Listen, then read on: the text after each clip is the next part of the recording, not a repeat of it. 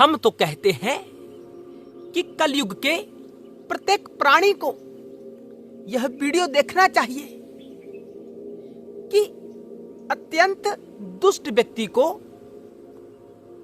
शिव भक्ति के माध्यम से कैसे मुक्ति प्राप्त होती है, कैसे उसका उद्धार होता है। चाहे वह पुरुष हो, स्त्री हो या नपुंसक हो, कोई भी हो, कैसे उद्धार होगा शिव भक्ति के माध्यम से। तात्विक दर्शन के आधार पर हम आपको समझाने का प्रयास करते हैं। दर्शकों, कुछ बदलाव करना हो तो उसके लिए गोरख का सिद्धांत प्रयोग में लाना चाहिए। गोरख का सिद्धांत क्या कहता है? हठ योग, यानी बलपूर्वक किसी कार्य को अपने वास्तविक स्तर पर लेकर जाना, वह हठ योग कहलाता है। दर्शकों, हमने जन्म से लेकर अब तक अनेकों कर्म किए होंगे। उन कर्मों में बहुत से कर्म ऐसे होंगे जो नरक की प्राप्ति करवाते हैं और बहुत से कर्म ऐसे होंगे जो स्वर्ग की प्राप्ति करवाते हैं। दोनों में उद्धार नहीं है, ना नरक में ना स्वर्ग में। नरक में दुख होगा, स्वर्ग में सुख होगा, लेकिन सुख और दुख की स्थिति में भी हम शिव भाव में नहीं होते हैं, हमें मुक्ति प्राप्त नहीं होती है, हमारा उद्धार नहीं होता है। दोनों ही खतरनाक है, बचना चाहिए दोनों से। कैसे बचा जाए महाराज? कोई काम करते हैं, अच्छा बुरा तो हम पहले सोच लेते हैं। हम पापों से आच्छादित हैं, अनेकों पाप कर्म किए पुरातन जन्मों में। हमारा उद्धार कैसा हो? शिव भक्ति के माध्यम से।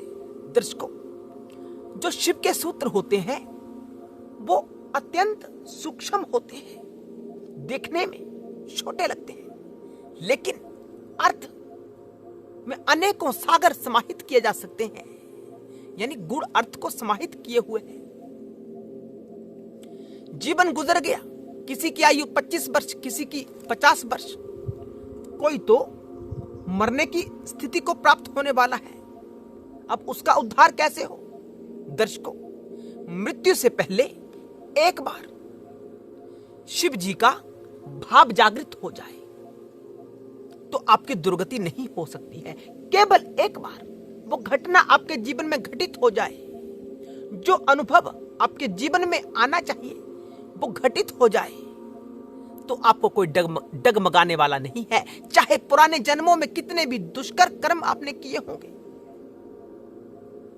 गलत आचरण किया होगा, कैसे? अज्ञान का नाश। हृदय की जो अज्ञान ग्रंथि है, हम सब अज्ञान में ही जी रहे हैं। ये वास्तव में जो संसार में हो रहा है, ये सच में थोड़ा नहीं हो रहा, यह तो मात्र आभास है। यूं कहें कि यह स्वप्न मात्र है। जब हम शयन करते हैं, हमें स्वप्न प्राप्त होता है, हम बिस्तर पर सो रहे होते हैं, हमारा जो स्थूल शरीर है वो निष्क्रिय होता है, वो काम नहीं कर रहा होता है, लेकिन स्वप्न में हम भागते भी हैं, हम नहाते भी हैं, हम डूब भी रहे होते हैं, हमें कोई मार भी रहा होता है, या हम किसी को मार रहे हैं, हम भाग रहे हैं, हम किसी वस्तु का पान कर रहे हैं स्वप्न में। तो वो शरीर कौन सा होता है? जिस शरीर को आप समझते हो कि आप हो, वो तो महाराज स्वप्न की अवस्था में यहां वहां घूम रहा है। लेकिन जो वास्तविक शरीर है आपका, स्थूल शरीर, जो आपने समझा कि मैं हूं, वो तो सोया होता है पलंग के ऊपर। तो वो कौन सा शरीर होता है? वो सूक्ष्म शरीर होता है। दर्शकों, इन रहस्य को समझते जाना, आप पाओगे कि कैसे आपका उद्धार होगा। ये हमारी अज्ञान ग्रंथि है, हमारे अंदर कि जो हो रहा है ये सच में हो रहा है। इसे खेल समझे। अब खेल तो समझ नहीं सकते, इसे सीरियस होकर जी रहे हैं। कोई भी ऐसी विषय वस्तु हमारे जीवन से जानी नहीं चाहिए। हमें लगता है अरे वो छूट गया, पकड़ो उसे, वो साधन चला गया, उसे पकड़ो, अपने पास लेकर आओ, एकत्रित करो, भविष्य में काम आएगा। अरे किसका भविष्य? आप हो ही नहीं वास्तव में। जो आपको दिखता है कि हम हैं, यह आपकी अज्ञान ग्रंथि है।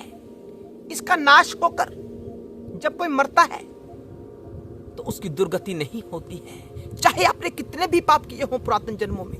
जब आपको एक परम ज्ञान की प्राप्ति हो जाती है कि हम तो शिव हैं। शिव यानी आत्मा, आत्मा यानी कल्याण स्वरूप, कल्याण यानी मोक्ष स्वरूप। कल्याण को क्या कहा जाए? मोक्ष कहा जाए तो कोई गलत बात नहीं है, एक ही अर्थ है। कल्याण स्वरूप और मोक्ष में कोई भेद नहीं है, वो शिव है। तो शिव कल्याण स्वरूप है, इस भाव में हमें प्रस्तुत होना है, अपने आप को प्रस्तुत करना है। कल्याण स्वरूप कैसा? कि जो भी हमें मिलता है उसके कल्याण की भावना करें, उसका अच्छा हो, उसका भला हो। दिखावे की भाव के साथ नहीं, वास्तविकता के साथ, इस भाव के साथ जीवन यापन करें कि जो है सब अच्छा है, उसका भी अच्छा हो जाए, सबका अच्छा हो जाए, किसी का अमंगल ना हो। इस भावना के साथ जब हम मरते हैं तो कैसे मृत्यु हो सकती है? इस भावना के साथ पूरा जीवन में तो हम यही चाहते रहे कि उसका मंगल ना हो, उसके साथ गलत हो जाए, मेरे से कहीं आगे ना बढ़ जाए। इसी भाव के साथ हम जीते हैं। लेकिन मृत्यु कैसे हो? इस भाव का त्याग कैसे हो सकता है? जब सारी उम्र हमने गुणगान किया कि मेरा ही भला हो, तो अंत समय में वो घटना कैसे घटित हो सकती है? नहीं हो सकती। तो घटना घटित हो उसके लिए क्या करना है? शिव भाव के साथ जीने का हठ करना है। सबका मंगल, सबका मंगल। आरंभ में आपको मुश्किल लग सकता है, लेकिन जैसे हठ करेंगे, ना चाहते हुए भी किसी की मंगल कामना करेंगे, तो एक ना एक दिन आपका स्वभाव भी वैसा ही हो जाएगा जैसा आप अब हठ पूर्वक करेंगे। हृदय की अज्ञान ग्रंथि नष्ट हो जाएगी। इसके अतिरिक्त हमें क्या करना है? शंकर जी के ऊपर जल अर्पित करना है। जल अर्पित करने का अर्थ होता है जीवन अर्पित करना। जल ही जीवन है और जल नारायण स्वरूप है। कोई भेद नहीं है जल में और नारायण में, एक ही बात है। और हमारे जीवन में और जल में कोई भेद नहीं है, जल ही जीवन है। जिन जीवन को शंकर जी के ऊपर अर्पित करें। अब ऐसे मत करना कि शिवलिंग के ऊपर जाके लेट जाओ, नहीं। अपने जीवन को समर्पित करना शिव भाव में स्थित होने के लिए। शिव का भाव कौन सा है? कल्याणकारी। चाहे दैत्य आ जाए, चाहे कोई देवता आ जाए, सबको एक दृष्टि से देखें, सबके कल्याण की भावना करें और शंकर जी के नाम का जाप करें जितना अधिक हो सकता है। शंकर जी के नाम की रट लगाने से शिव भाव जागृत होता है।